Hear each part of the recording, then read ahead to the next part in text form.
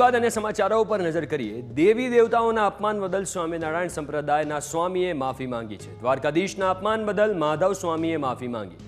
દ્વારકા સ્વામિનારાયણ મંદિરના મહંતે માફી માંગી છે। ભવિષ્યમાં આવી ભૂલ નહીં થાય, માધવ સ્વામીએ નિવેદન આપ્યું છે। અમારા સ્વામીઓ બદલ હું માફી માંગુ છું, આ માફી માંગી છે માધવ સ્વામીએ। સંપ્રદાયના સાધુ એટલે અમારા સાધુ, તો આ સાધુઓ દ્વારા ભગવાન દ્વારકાધીશ વિશે જે કંઈ પણ કંઈ કહેવામાં આવ્યું છે, તો સ્વામિનારાયણના સાધુ તરીકે ભગવાન દ્વારકાધીશનો જે કંઈ પણ દ્રોહ થયો છે, તો હું ભગવાન દ્વારકાધીશના શ્રી ચરણોમાં સ્વામિનારાયણ સંપ્રદાય વતી કરબદ્ધ પ્રાર્થના કરીશ। ભગવાન દ્વારકાધીશ બહુ દયાળુ છે।